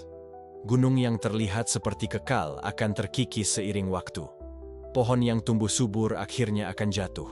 Dan emosi yang kita rasakan pada saat tertentu akan memudar seperti kabut di waktu fajar. Inilah sifat ketidakkekalan, konsep yang meskipun mungkin tampak mengecewakan pada pandangan pertama, menyimpan kebijaksanaan mendalam yang mampu mengubah cara hidup kita. Dari perspektif stoicisme, ketidakkekalan bukanlah sesuatu yang seharusnya kita takuti, melainkan sebuah kebenaran mendasar yang, ketika diterima, memungkinkan kita untuk hidup dengan kepenuhan dan ketenangan yang lebih besar. Bayangkan sejenak bahwa Anda sedang mencoba untuk menghentikan aliran sungai dengan tangan Anda. Tidak peduli seberapa keras Anda berusaha, air akan terus mengalir di antara jari-jarimu, membawa daun-daun, cabang, dan semua yang Anda temukan di dalamnya. Menolak perubahan adalah hal yang sia-sia, seperti mencoba menahan sungai. Para ahli sejarah, dengan pemahaman tajam mereka tentang sifat manusia, mengajarkan kita bahwa ketidakkekalan bukanlah musuh, tetapi hukum alam. Marcus Aurelius, sang kaisar filsuf, merenungkan bagaimana segala sesuatu yang mengelilingi kita secara konstan mengalami transformasi. Dia mengatakan bahwa menerima kenyataan ini adalah pembebasan, karena memungkinkan kita untuk berhenti melawan hal yang tak terelakkan, dan sebagai gantinya, fokus pada satu-satunya hal yang benar-benar bisa kita kendalikan, sikap kita dan tanggapan kita terhadap kehidupan. Epictetus, pemikir hebat lainnya, mengingatkan kita bahwa bukan hal-hal yang mengganggu kita, tetapi interpretasi kita terhadapnya. Ketika kita berpegang teguh pada apa yang bersifat sementara, ketika kita menolak untuk melepaskan apa yang sudah tidak ada lagi, kita ditakdirkan untuk menciptakan penderitaan yang tidak perlu. Nostalgia masa lalu, keinginan agar segala sesuatunya tetap sama, atau ketakutan terhadap apa yang mungkin terjadi di masa depan, adalah cara untuk menyangkal ketidakkekalan. Dan penyangkalan ini, jauh dari melindungi kita, akan mengikat kita pada keadaan cemas dan stagnasi emosional.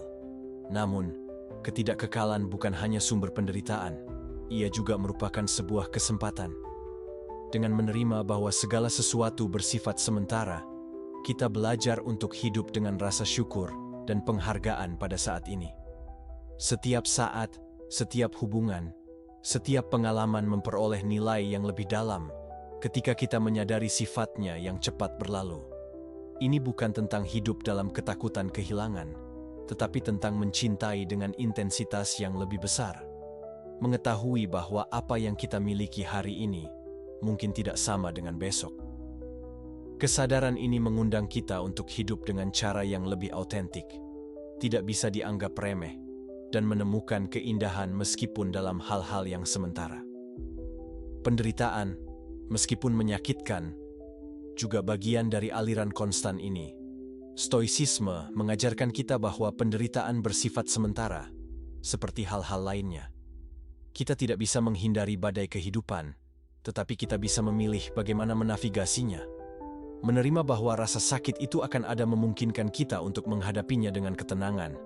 Mengetahui bahwa seperti gelombang di laut, pada akhirnya rasa sakit itu akan memudar. Perspektif ini tidak menghilangkan penderitaan, tetapi mengubahnya menjadi alat pertumbuhan, sebuah kesempatan untuk memperkuat karakter dan memperdalam pemahaman kita tentang kehidupan. Salah satu hadiah terbesar yang ditawarkan oleh penerimaan terhadap ketidakkekalan adalah pembebasan dari ketakutan dan kegelisahan. Ketika kita memahami bahwa kehidupan tidak bisa sepenuhnya kita kendalikan, bahwa masa depan tidak pasti dan kerugian itu tak terelakkan, kita berhenti membuang-buang energi dalam mencoba menguasai hal-hal yang tidak dapat kita kendalikan. Sebaliknya, kita belajar untuk mengalir bersama perubahan, untuk beradaptasi dengan fleksibilitas dan menemukan kedamaian di tengah-tengah kekacauan. Ini bukan pengunduran diri pasif, tetapi sikap penerimaan dan adaptasi yang aktif. Dalam hubungan kita, ketidakkekalan bisa menjadi pengingat kuat untuk mencintai dengan kedalaman dan keaslian yang lebih besar. Mengetahui bahwa orang yang kita cintai tidak akan selalu bersama kita memotivasi kita untuk menghargai setiap momen bersama, mengungkapkan kasih sayang kita tanpa syarat, dan membina hubungan yang bermakna. Kematian, jarak, dan perubahan dalam hubungan tidak dapat dihindari. Tetapi kesadaran akan temporalitasnya mendorong kita untuk menjalani hidup sepenuhnya dalam setiap pertemuan, setiap percakapan, dan setiap tindakan kebaikan. Perubahan, jauh dari sesuatu yang harus kita takuti, adalah mesin penggerak yang mendorong pertumbuhan kita.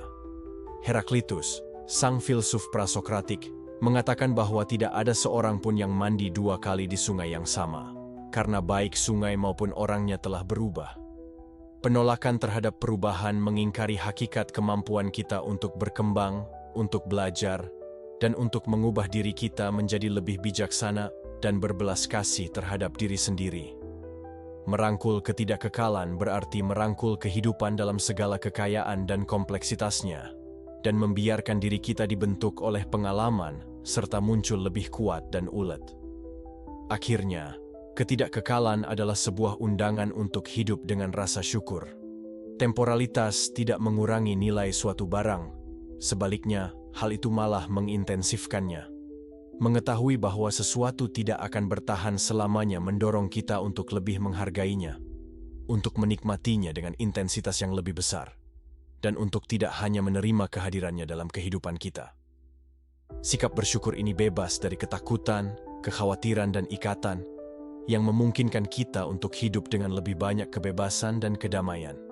Sebagai kesimpulan, Stoicisme mengajarkan kita bahwa menerima ketidakkekalan bukanlah sebuah beban, melainkan sebuah pembebasan. Dengan merangkul kefanaan hidup, kita membebaskan diri kita dari penderitaan yang disebabkan oleh penolakan terhadap perubahan. Kita belajar untuk hidup dengan santai, mengalir bersama sungai keberadaan, dan menghargai setiap momen sebagai hadiah temporal. Penerimaan ini merupakan kunci untuk kehidupan yang lebih penuh, lebih tenang, dan pada akhirnya lebih manusiawi. Nomor 12. Hilangkan ruang-ruang yang tidak menambah nilai dalam hidup Anda. Ada tempat-tempat di mana Anda tidak dapat berkembang. Tidak peduli seberapa keras Anda mencoba, tidak peduli berapa kali Anda menyiram akar Anda, atau seberapa besar keinginan Anda untuk tumbuh. Jika Anda berada di tanah yang kering, jiwa Anda akan mulai layu. Dan hal ini tidak selalu dirasakan secara mendalam. Kadang-kadang, itu adalah kelelahan yang halus, perasaan bahwa ada sesuatu yang tidak beres, kehilangan kilau yang tidak Anda ketahui dari mana asalnya. Tetapi jika Anda berhenti untuk mengamati, Anda akan menemukan bahwa itu memiliki nama dan bentuk. Itu adalah lingkungan tempat Anda tinggal. Ruang membentuk dan memengaruhi kita, meskipun tidak selalu kita sadari. Ini bukan hanya tentang orang-orang di sekitar Anda, meskipun mereka juga berpengaruh, tetapi juga tentang tempat-tempat yang sering Anda kunjungi, tempat tinggal yang Anda huni, suara-suara yang Anda dengarkan, termasuk percakapan yang Anda biarkan masuk ke dalam kehidupan sehari-hari Anda.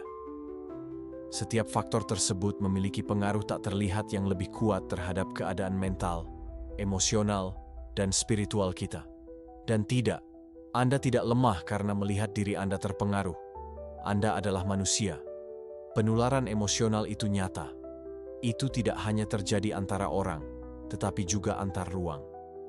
Satu tempat yang penuh dengan keluhan terus-menerus, tatapan kosong, dan suara tak berarti tidak bersifat netral. Mereka menembus dan mengontaminasi Anda. Jika Anda tidak memperhatikan hal ini, Anda akhirnya percaya bahwa abu yang Anda bawa di dalam diri Anda adalah milik Anda, dan apatis yang merangkul Anda lahir dari diri Anda. Namun, sebagian besar waktu, Anda hanya mencerminkan diri Anda sendiri dalam apa yang ada di sekitar Anda. Oleh karena itu, menghilangkan ruang yang tidak menambah nilai dalam hidup Anda adalah tindakan mencintai diri sendiri. Salah satu hal yang paling dalam. Ini bukan hanya tentang merawat tubuh Anda dengan makanan sehat atau memberi pikiran Anda dengan pikiran positif. Ini tentang merawat tanah tempat Anda berdiri. Tanyakan pada diri Anda setiap hari dengan jujur. Apa tempat yang sering Anda kunjungi? Emosi apa yang membangkitkan Anda? Apakah mereka memperluas atau memperkecil Anda? Apakah mereka memberi Anda inspirasi atau menguras energi Anda? Terkadang, Anda tidak tersesat. Anda hanya berada di tempat yang salah. Kebijaksanaan ini juga harus diterapkan pada dunia digital. Karena saat ini, termasuk dalam ketenangan rumah, kita bisa tenggelam dalam lingkungan yang penuh emosi korosif. Akun yang Anda ikuti di media sosial, saluran yang Anda konsumsi setiap malam, pesan yang Anda izinkan masuk, semua hal ini menciptakan lingkungan yang, seperti tempat tinggal yang berantakan, memiliki dampak. Berapa banyak kali Anda meninggalkan jejaring sosial merasa lebih buruk dibandingkan saat Anda masuk? Namun Anda mengulanginya setiap hari. Mengapa? Karena kita menormalkan kebisingan. Kita terbiasa dengan kehampaan. Keluar dari ruang ini tidaklah mudah, terkadang menyakitkan. Kita bergantung pada lingkungan tertentu karena kebiasaan. Karena mereka terhubung dengan memori, orang, atau bahkan versi lama diri kita. Namun, kenyamanan tidak selalu merupakan sekutu pertumbuhan. Perubahan pada tahap awalnya mungkin tampak seperti kerugian, tetapi tidak demikian. Ini sebenarnya adalah sebuah tindakan pembersihan internal, pemangkasan. Dan segala pemangkasan menyakitkan sebelum berbunga. Sebuah tanda bahwa suatu ruang tidak lagi memberi Anda nutrisi bukanlah selalu drama atau kekacauan. Tanda itu adalah hanya rasa putus asa, perasaan ringan tapi tahan lama, bahwa Anda bisa berada di tempat lain. Itu adalah sesuatu di dalam diri Anda yang meminta udara baru. Perhatikan bisikan itu. Anda tidak perlu menunggu hingga runtuh sebelum bertindak. Ketidaknyamanan saat mendengarkan dengan rasa hormat adalah kompas. Jika Anda tidak menemukan ruang yang menyehatkan Anda, ciptakanlah ruang tersebut. Anda tidak memerlukan sumber daya yang besar untuk itu. Terkadang, yang dibutuhkan hanyalah sebuah kursi di jendela, 1 jam tanpa gangguan, percakapan jujur, atau istirahat sadar. Yang penting adalah niatnya. Menciptakan suatu lingkungan berarti menyatakan, kesejahteraan saya adalah prioritas. Dan itu adalah revolusioner di dunia yang sering mendorong gangguan konstan dan kinerja tanpa jeda. Nomor 13. Ketakutan akan kegagalan. Ketakutan akan kegagalan adalah bayangan yang mengikuti kita. Gema yang terus berbisik di telinga kita setiap kali kita berani bermimpi besar. Itu adalah simpul di perut yang menghentikan kita tepat sebelum mengambil langkah pertama. Suara hati yang memberitahu kita bahwa kita tidak cukup baik, bahwa kita tidak siap, bahwa risikonya terlalu besar. Tetapi apa yang akan terjadi jika kita bisa melihat ketakutan ini di mata dan tidak melihatnya sebagai musuh, tetapi sebagai guru? Apa yang akan terjadi jika, alih-alih melarikan diri darinya, kita menerimanya sebagai sebuah kesempatan untuk tumbuh? Itulah perspektif yang ditawarkan oleh Stoicisme, sebuah filsafat kuno yang, jauh dari ketinggalan zaman, memiliki kekuatan untuk mengubah hubungan kita dengan kegagalan dan, pada akhirnya, dengan diri kita sendiri. Ketakutan akan kegagalan pada hakikatnya adalah ketakutan terhadap yang tidak diketahui. Kita berpegang teguh pada yang akrab dan aman, karena memberi kita perasaan terkendali. Namun, Stoicisme mengingatkan kita bahwa kendali adalah ilusi. Sejarawan, salah satu pemikir hebat, mengajarkan kita bahwa kegagalan bukanlah sesuatu yang harus kita takuti, tetapi sesuatu yang harus kita terima. Ini adalah bagian yang melekat dari kehidupan, teman yang tak terelakkan dalam perjalanan kita menuju keunggulan. Bagi para sejarawan, kegagalan bukanlah akhir, tetapi sebuah titik awal. Itu adalah kesempatan untuk belajar, untuk menyesuaikan arah, dan untuk memperkuat karakter kita. Daripada melihatnya sebagai kekalahan, lihatlah sebagai pelajaran. Bayangkan sejenak bahwa kegagalan itu seperti batu di dalam jalur Anda. Anda mungkin tersandung, jatuh, dan mengeluh, atau Anda dapat menggunakannya sebagai langkah untuk bangkit. Para sejarawan mengundang Anda untuk memilih opsi kedua. Marcus Aurelius, kaisar filsuf, menulis dalam meditasinya bahwa tragedi yang sebenarnya bukanlah terjatuh, tetapi tetap di tanah. Kegagalan itu sendiri tidak memiliki kekuasaan atas kita. Interpretasi kita terhadap kegagalan yang menentukan dampaknya. Jika kita melihatnya sebagai tanda bahwa kita hidup, bahwa kita sedang mencoba, bahwa kita menantang batas kita, maka ia berubah menjadi sumber kekuatan. Salah satu pilar Stoicisme adalah gagasan bahwa kita tidak bisa mengendalikan apa yang terjadi pada kita, tetapi kita bisa mengendalikan bagaimana kita menanggapinya. Hal ini khususnya relevan ketika kita berbicara tentang ketakutan akan kegagalan. Seringkali, ketakutan ini muncul dari keterikatan yang berlebihan terhadap hasil. Kita ingin segala sesuatunya berjalan dengan baik, dan ketika mereka tidak berjalan sesuai harapan, kita merasa dikalahkan. Namun, sejarah mengajarkan kita untuk membebaskan diri kita dari obsesi ini terhadap kesuksesan mutlak. Alih-alih berfokus pada hasil, kita harus fokus pada tindakan, pada melakukan hal yang benar, pada bertindak dengan integritas dan usaha.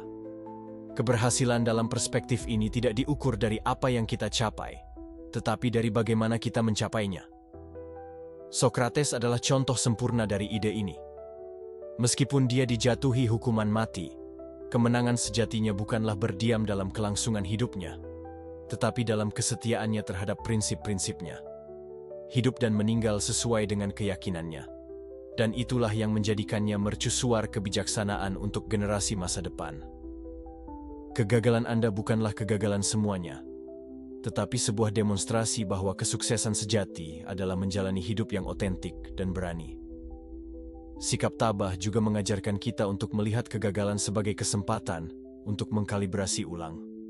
Setiap saat bahwa sesuatu tidak berjalan sesuai harapan, kita memiliki kesempatan untuk menganalisis apa yang salah, apa yang bisa kita lakukan lebih baik, dan bagaimana kita dapat meningkatkannya. Proses refleksi dan penyesuaian ini sangat penting untuk pertumbuhan pribadi. Ini bukan tentang menghindari kegagalan, tetapi belajar darinya. Setiap kejatuhan adalah kesempatan untuk bangkit lebih kuat, lebih bijaksana, dan lebih tangguh. Marcus Aurelius mengingatkan kita bahwa hidup itu pendek dan kita tidak punya waktu untuk menyesali kesalahan kita. Alih-alih itu, kita harus menggunakannya sebagai bahan bakar untuk maju. Kegagalan bukanlah tanda bahwa kita harus menyerah, tetapi bahwa kita berada di jalan yang benar, menantang diri kita sendiri dan melampaui batas-batas kita. Ini adalah tanda bahwa kita hidup, bahwa kita sedang bertumbuh. Menerima apa yang tidak bisa kita kendalikan adalah salah satu pelajaran paling kuat dari sikap tabah. Kegagalan membantu kita melepaskan kendali atas apa yang tidak tergantung pada kita dan fokus pada apa yang bisa kita lakukan. Sikap kita, usaha kita, dan kemauan kita untuk maju. Ketika kita berhenti melawan hal yang tak terelakkan dan mulai bekerja dengan apa yang kita miliki, kita menemukan kedamaian interior yang memungkinkan kita untuk menghadapi tantangan apapun dengan ketenangan. Dalam praktiknya, hal ini berarti bahwa sebagai gantinya melumpuhkan diri kita sendiri dengan rasa takut akan kegagalan, kita harus bertindak. Kita harus meluncurkan diri kita ke dalam proyek pribadi dan profesional kita dengan kepastian bahwa, terlepas dari hasilnya, kita mendapatkan sesuatu yang berharga, pengalaman, pengetahuan, dan pertumbuhan. Yang penting bukanlah apakah kita jatuh, tetapi bagaimana kita bangkit setelah jatuh. Setiap usaha, setiap kesalahan, setiap kegagalan adalah satu langkah lebih jauh dalam perjalanan hidup kita menuju versi terbaik dari diri kita sendiri. Kegagalan, oleh karena itu, bukanlah sesuatu yang harus kita takuti, tetapi sesuatu yang harus kita peluk. Itu adalah bagian alami dari proses pertumbuhan, sebuah tanda bahwa kita hidup sepenuhnya, bahwa kita menantang dan melampaui diri kita sendiri. Kedamaian dan kekuatan sejati tidak datang dari penghindaran kegagalan, tetapi dari penerimaannya sebagai teman dalam perjalanan kita. Ketika kita belajar untuk melihat kegagalan dari perspektif ini, kita membebaskan diri kita dari rasa takut yang melumpuhkan kita dan membuka diri kita terhadap dunia kemungkinan. Kegagalan bukan lagi sebuah hambatan, tetapi sebuah kesempatan. Dan dalam transformasi ini, kita tidak hanya menemukan kesuksesan, tetapi juga kebebasan. Nomor 14. Singkirkan benda dan kenangan yang mengikat Anda pada masa lalu yang menyakitkan. Ada luka yang tidak berteriak, tetapi berbisik dari hal-hal di sekitar kita. Mereka tidak selalu berada di kulit atau di kata-kata. Terkadang mereka tersembunyi di kotak tua yang disimpan di bawah tempat tidur, dalam foto berbingkai yang tidak lagi membangkitkan kelembutan, tetapi nostalgia pahit, atau dalam email yang tidak akan pernah kita baca lagi. Tetapi kita tidak berani menghapusnya. Kita berpegangan tanpa kita sadari pada sisa-sisa bangkai kapal yang telah berlalu, seolah-olah kita takut bahwa melepaskan benda-benda ini akan membuat kita kehilangan hal terakhir yang kita miliki dari orang itu, dari kesalahan itu. Namun, yang menahan kita bukanlah memori itu sendiri, tetapi bentuk di mana kita memilih untuk menyimpannya. Tidak selalu perlu berbicara dengan seseorang, duduk di sofa, atau menulis buku harian untuk mulai sembuh. Terkadang penyembuhan dimulai dari tindakan diam untuk membuka laci dan memutuskan bahwa sesuatu tidak lagi memiliki ruang dalam kehidupan kita saat ini. Menyingkirkan benda-benda yang menanggung beban rasa sakit bukanlah tindakan yang dangkal. Sebaliknya, ini bisa menjadi cara yang dalam dan berani untuk mengatakan, "Saya siap untuk menjatuhkan ini." Karena ada hal-hal yang sudah tidak berguna lagi, tetapi kita simpan dekat-dekat karena suatu hari mereka mungkin penting. Keterikatan lebih dari sekadar memori yang membuat kita menahan beban. Objek bukan hanya objek, meskipun fungsinya mungkin praktis, bebannya bersifat simbolis. Mereka berbicara kepada kita, mengingatkan kita, dan seringkali melakukan hal itu dalam bahasa yang membangkitkan luka yang belum sembuh, janji-janji yang dilanggar, langkah-langkah yang sudah selesai, tetapi kita berkomitmen untuk bangkit kembali, seolah-olah mereka masih memiliki sesuatu untuk ditawarkan kepada kita. Ada gaun yang sudah tidak kita gunakan lagi, tetapi itu mewakili kenangan bersama seseorang yang sudah tidak ada. Ada sebuah cangkir yang retak, tetapi kita tidak membuangnya karena itu milik ibu. Dan dengan dia datang cerita utuh yang belum kita selesaikan memahami. Ini bukan tentang menyingkirkan semuanya, atau menghapus masa lalu. Ini tentang memilih secara sadar apa yang harus disimpan dan apa yang perlu dilepaskan. Lingkungan sekitar, kata orang bijak, adalah refleksi jiwa. Dan ketika kita dikelilingi oleh hal-hal yang tidak lagi kita gunakan, yang menyakiti kita, yang berbicara kepada kita tentang waktu yang sudah tidak ada lagi, kemungkinan besar secara internal kita juga hidup di tengah-tengah gangguan ini. Menyimpan karena takut kehilangan, menumpuk karena takut mengosongkan diri kita, berpegang pada diri kita sendiri karena tidak tahu apa yang akan datang kemudian. Semua ini berbicara tentang masa lalu yang tidak terselesaikan, dari emosi yang belum kita hadapi. Terkadang gangguan eksternal hanya menjadi alasan untuk tidak menghadapi kekacauan batin. Penyembuhan bukanlah tentang melupakan atau menyangkal apa yang telah kita alami. Penyembuhan adalah melihat kembali dengan mata yang berbeda dan mengubah hubungan kita dengan apa yang terjadi pada kita. Kita bisa menjaga surat, foto, atau sepotong pakaian, tetapi dari tempat yang berbeda. Bukan untuk menyiksa diri kita dengan apa yang tidak ada lagi, tetapi untuk mengingat dengan cinta apa yang telah terjadi, dan dengan rasa syukur atas pelajaran yang telah diajarkan kepada kita. Detasmen tidak menyiratkan dingin, tetapi kebijaksanaan. Menyadari bahwa sesuatu itu berharga, tetapi bahwa kehadiran fisiknya tidak lagi berkontribusi pada perdamaian kita. Dan kemudian, di tengah keheningan, muncullah aksi, membuka kotak, menarik napas dalam-dalam, mengambil benda itu, mengingat apa yang perlu, bersyukur, dan kemudian melepaskan. Buang ke tempat sampah, sumbangkan, berikan saja, hapus saja, terserah Anda. Ini perlu untuk meninggalkan ruang, karena setiap objek yang kita rilis adalah pernyataan. Saya yakin, saya tidak membutuhkannya lagi untuk bergerak maju. Membersihkan bukan hanya tentang merapikan, itu adalah penyembuhan, adalah menghormati diri sendiri. Itu adalah untuk mencintai cukup apa yang kita miliki saat ini, dan berhenti hidup terjebak dalam versi kemarin. Epictetus, filsuf sejarah, mengatakannya dengan jelas. Apa yang mengganggu manusia bukanlah fakta, tetapi interpretasi yang Anda buat terhadapnya. Kita juga bisa menambahkan gangguan berupa beban yang tak mau dilepaskan. Detasemen fisik dari perspektif ini adalah pintu menuju kebebasan emosional. Karena jika perdamaian kita bergantung pada pemeliharaan sesuatu yang eksternal, maka kita adalah budak dari benda itu. Jika kita perlu memiliki untuk mengingat, untuk mencintai, untuk menjaga agar tidak terlupakan, mungkin kita belum memahami bahwa keabadian sejati tidak hidup dalam benda, tetapi dalam cara kita tumbuh berkat mereka. Melepaskan itu menyakitkan, seperti halnya putus cinta yang menyakitkan, tetapi lebih menyakitkan untuk terus membawa selamanya apa yang tidak lagi ada, bergetar dengan esensi kita. Dan masih banyak lagi. Sakit rasanya menyerah pada hal baru karena takut meninggalkannya di belakang. Ringannya emosi ini bukan cita-cita romantis. Ini adalah kebutuhan untuk hidup damai, dan ini dimulai dengan keputusan kecil.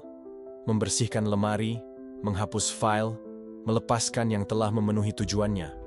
Pada akhirnya, ini bukan hanya tentang mengubah lingkungan sekitar.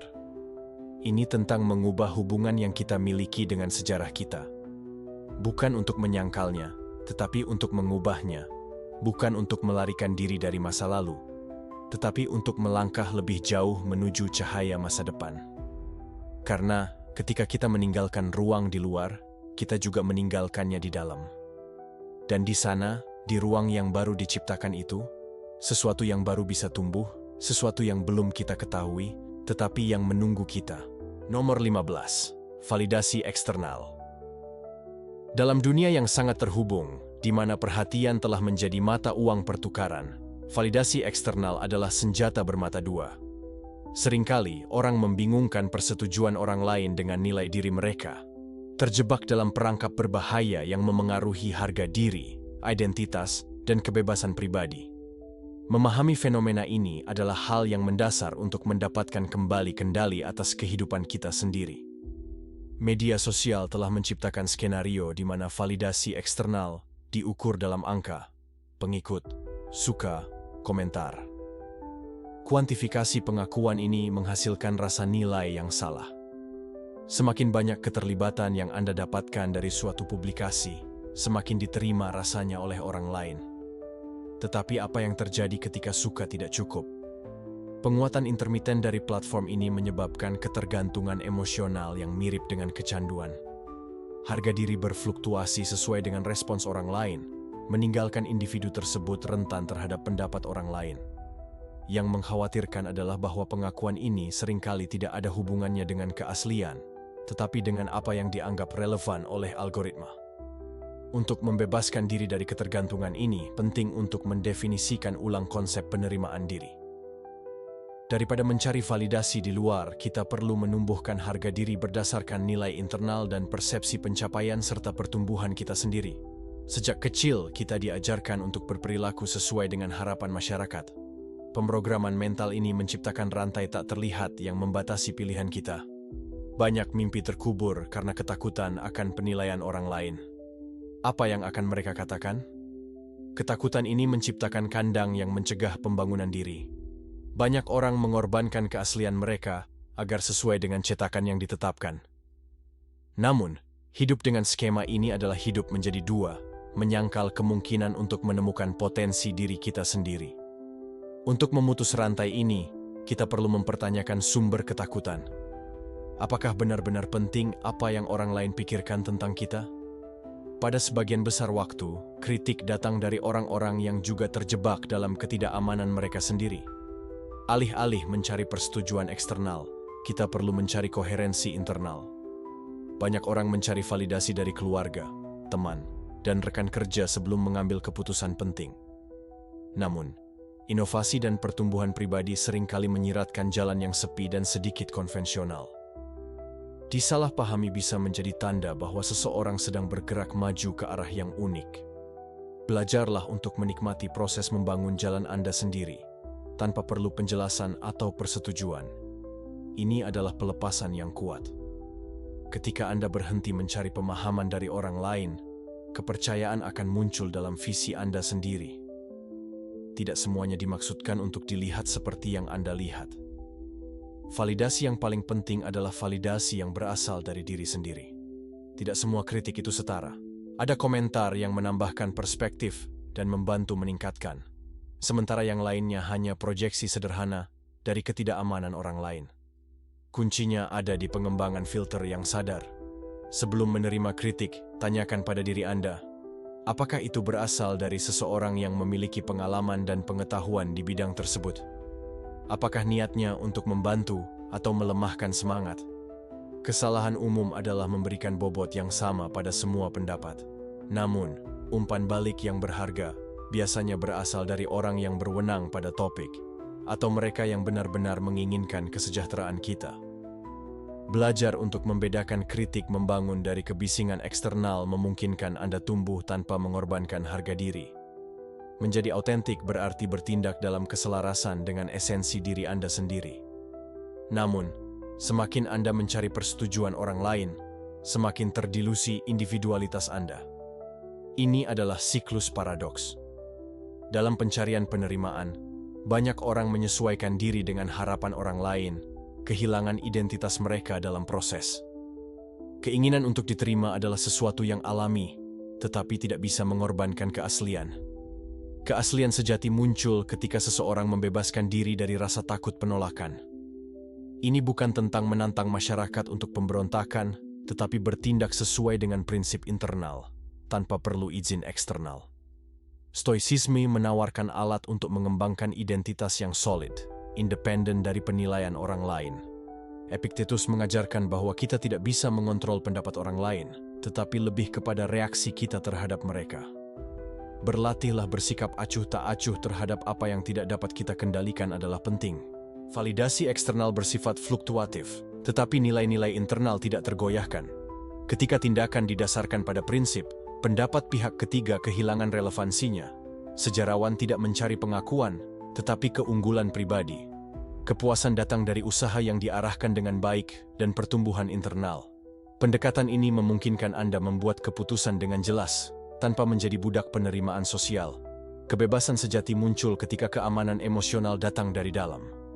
Kemandirian emosional berarti tidak memerlukan persetujuan orang lain untuk merasa berharga.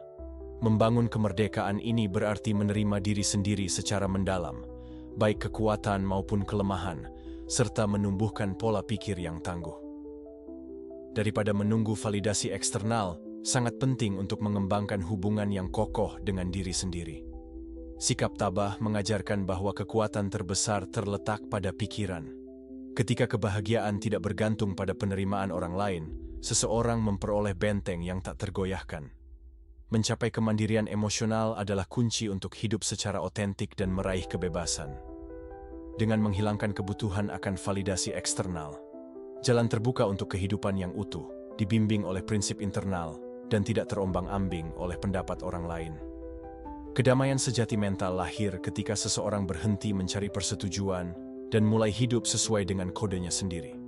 Validasi eksternal adalah fenomena yang ada di mana-mana dalam masyarakat dan mempengaruhi berbagai aspek kehidupan, dari keluarga hingga kehidupan profesional dan akademik. Kebutuhan akan persetujuan eksternal mungkin menjadi sumber motivasi, tetapi juga dapat menjadi faktor pembatas yang menjadi satu-satunya kriteria untuk mengukur nilai diri. Di bidang profesional, validasi eksternal disajikan dalam bentuk pengakuan pekerjaan, promosi, dan evaluasi kinerja. Seorang karyawan yang terlalu bergantung pada validasi dari atasan dapat mengalami tingkat stres yang tinggi dan kecemasan jika tidak menerima pengenalan yang diharapkan. Di lingkungan akademis, kualifikasi dan opini guru cenderung menjadi indikator keberhasilan yang dapat menghasilkan obsesi dengan keunggulan, yang merugikan pembelajaran yang sesungguhnya. Dalam konteks keluarga, validasi eksternal menunjukkan perlunya persetujuan orang tua dan keluarga yang dapat memengaruhi keputusan pribadi seseorang dan memengaruhi keasliannya. Validasi dalam hubungan pribadi didasarkan pada interaksi langsung dan umumnya menyiratkan komponen emosional yang lebih dalam. Sebaliknya, validasi di jaringan sosial didasarkan pada metrik yang dangkal, seperti suka, komentar, dan pengikut, yang dapat menghasilkan persepsi nilai yang menyimpang. Sementara hubungan pribadi mendorong dukungan timbal balik dan hubungan nyata, jaringan sosial dapat memberi makan perbandingan dan ketergantungan pada persetujuan digital. Masyarakat modern mengagungkan budaya sukses, di mana pengakuan eksternal menjadi ukuran utama pencapaian. Pola pikir ini dapat mengikis harga diri dengan membuat orang mengukur nilai mereka berdasarkan pencapaian yang terlihat, bukan pada pengembangan internal mereka.